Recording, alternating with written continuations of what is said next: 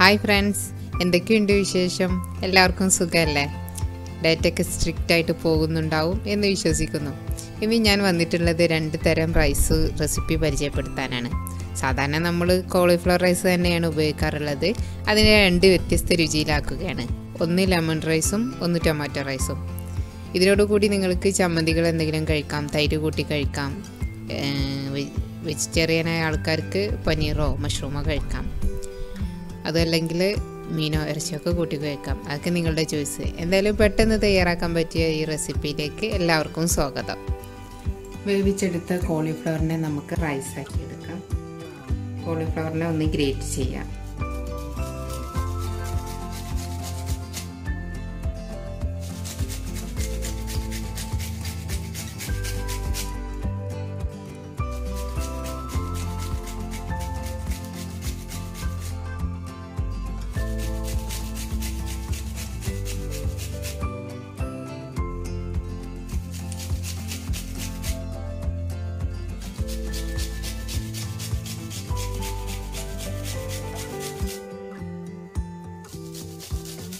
ഇപ്പോൾ cauliflower great ചെയ്തെടുത്തു കഴിഞ്ഞു. ഇനി നമുക്ക് ബാക്കി കാര്യങ്ങൾ ചെയ്യാം. പിന്നെ എടുത്തിട്ടുള്ളത് 2 കഷ്ണം സവാള, 2 പച്ചമുളക്. എരിവ് കുറഞ്ഞ പച്ചമുളക് ആയതുകൊണ്ടാണ് 2 എടുത്തത്, അല്ലെങ്കിൽ 1 മതി. കറിവേപ്പില, പിന്നെ കടുക്, ജീരകം, മഞ്ഞൾ, ഒരു ചെറുനാരങ്ങയുടെ നീര്. ഇനി നമുക്ക് ലെമൺ റൈസ് തയ്യാറാക്കാം. കുറച്ച് ബട്ടർ ഒഴിക്കാം.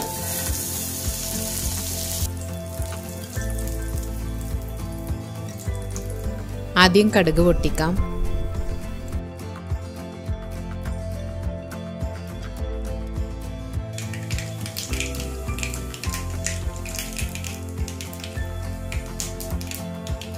ഇനി ജീരകം ചേർക്കാം.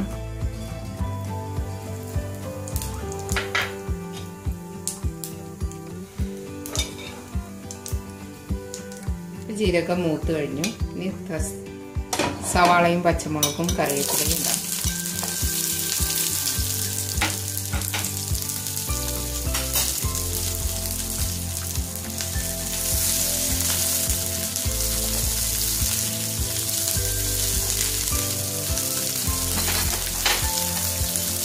മഞ്ഞൾ ചേർക്കാം.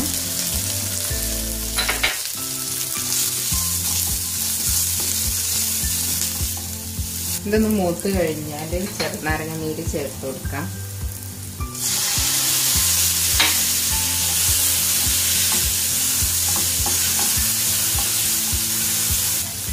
ഇനി നമുക്ക് കോളിഫ്ലവർ റൈസ് ആക്കിയത് ചേർക്കാം.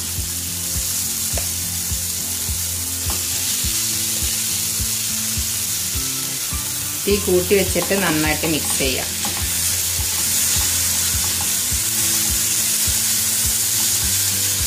ഒരു പരന്ന പാത്രത്തിൽ വേണം ഇത് ചെയ്യാൻ.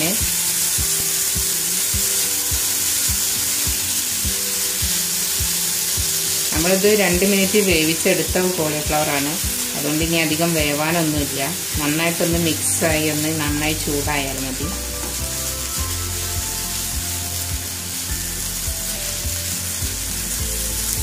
കൊണ്ട് വേവിച്ചെടുക്കാം. ഇത്തിരി ഉപ്പ് കൂടി ഇട്ട് കൊടുക്കാം.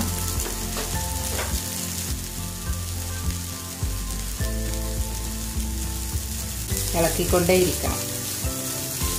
എന്നാലാണ് റൈസ് പോലെ വിട്ട് വിട്ട് വരുള്ളൂ. ഇളക്കാതിരുന്നാൽ ഇത് കുഴഞ്ഞ് ഒരു കുഴമ്പ് പോലെയാവും.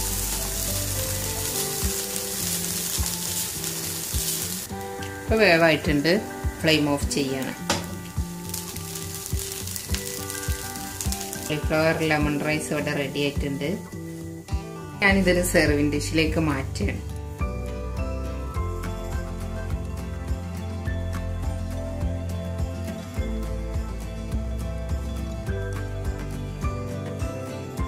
ഒരു വ്യത്യസ്ത രുചിയിൽ നമുക്ക് ഈ ലെമൺ റൈസ് ഉച്ചക്കോ രാത്രിയോ ഒക്കെ കഴിക്കാം. ഇതേപോലെ തന്നെ എളുപ്പത്തിൽ ടൊമാറ്റോ റൈസ് ഉണ്ടാക്കിയെടുക്കാം. ഒരു തക്കാളി, 2 അല്ലി വെളുത്തുള്ളി ചെറുതായി മുറിച്ചെടുത്തിട്ടുണ്ട്. 2 സ്പൂൺ സവാള, 2 പച്ചമുളക്, മല്ലിയില, കറിവേപ്പില, കടുക്. ഇനി നമുക്ക് തക്കാളി റൈസ് തയ്യാറാക്കാം. 1 സ്പൂൺ ബട്ടർ ഇട്ട് ഉരുക്കുകയാണ്.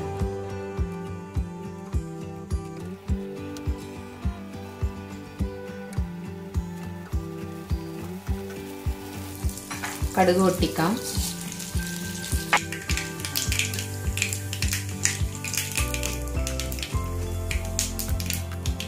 പച്ചമുളകും സവാളയും വെളുത്തുള്ളിയും ചേർത്ത് വഴറ്റാം.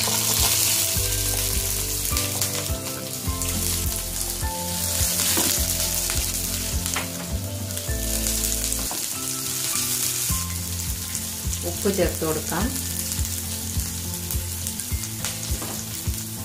കുറച്ച് കറിവേപ്പില ഇടാം. തക്കാളിയും ഇടാം.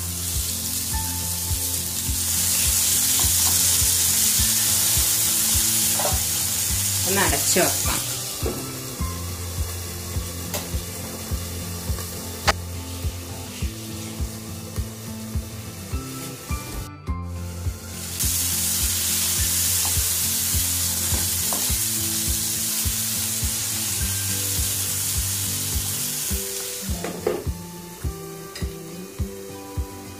വീണ്ടും അടച്ചു വെക്കാം.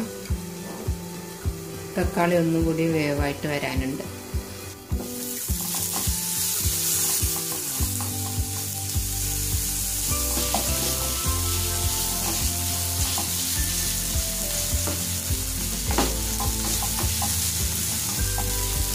കുറച്ച് മല്ലിയില ചേർക്കാം.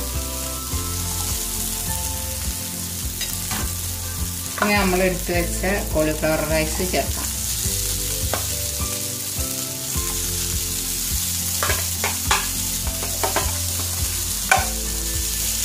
തീ കൂട്ടി വെച്ചിട്ട് വറുത്തെടുക്കാം.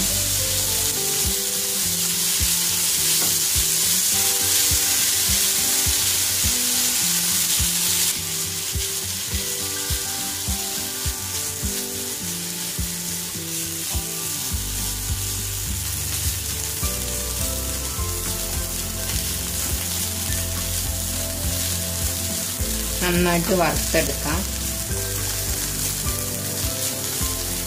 നേരത്തെ പറഞ്ഞ പോലെ പരന്ന പാത്രത്തിലാണ് ഇങ്ങനെ വറുത്തെടുക്കേണ്ടത്. ചെറിയൊരു പാത്രത്തിലായാലേ ആകെ വെള്ളം എല്ലാം തട്ടി കുഴഞ്ഞ രൂപമാവും.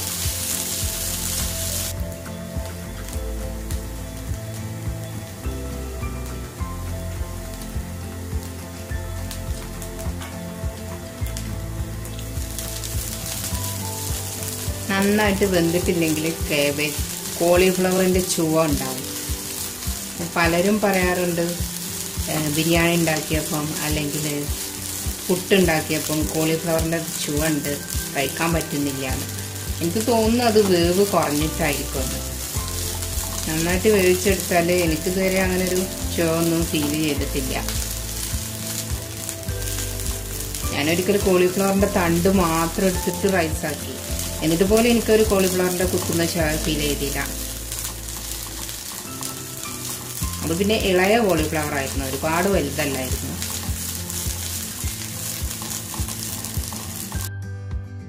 ഇപ്പോൾ തക്കാളിയും കോളിഫ്ലവറും നന്നായി യോജിച്ചിട്ടുണ്ട്. കോളിഫ്ലവറൊക്കെ നന്നായി വിട്ട് നിൽക്കുന്നുണ്ട്. ഫ്ലെയിം ഓഫ് ചെയ്യാം. ഇനി നമുക്കിതൊരു സെർവിങ് ഡിഷിലേക്ക് മാറ്റാം.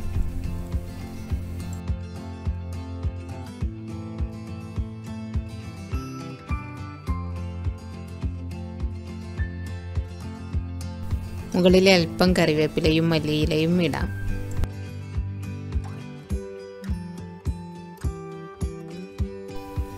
ചില സമയത്ത് കോളിഫ്ലവർ ഗ്രേറ്റ് ചെയ്തതിന് ശേഷം 2-3 മിനിറ്റ് തിളപ്പിച്ചെടുത്താൽ തന്നെ പെട്ടെന്ന് വെന്ത് കിട്ടും. പിന്നെ അത് ഊറ്റിയെടുത്താൽ മതി. എന്നിട്ട് ബാക്കി കാര്യങ്ങൾ ചെയ്യാം. ഞാനിവിടെ കോളിഫ്ലവർ ഒരുമിച്ച് പുഴുങ്ങിയെടുക്കും. എന്നിട്ട് ആവശ്യത്തിനെടുത്ത ബാക്കി ഞാൻ ഫ്രിഡ്ജിൽ വെക്കും. ഇനി ഫ്രീസറിലാണെങ്കിൽ 1-2 ആഴ്ച ഒക്കെ കേടുകൂടാതിരിക്കും.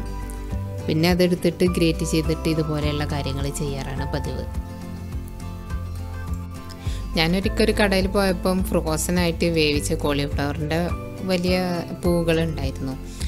അങ്ങനെയാണെങ്കിൽ വാങ്ങിച്ചിട്ട് ഗ്രേറ്റ് ചെയ്തിട്ട് ബാക്കി കാര്യങ്ങൾ ചെയ്തെടുത്താൽ മതി. എന്തായാലും ഈ ഈസി റെസിപ്പി എല്ലാവർക്കും ഇഷ്ടമായിട്ടുണ്ടാകും എന്ന് കരുതുന്നു.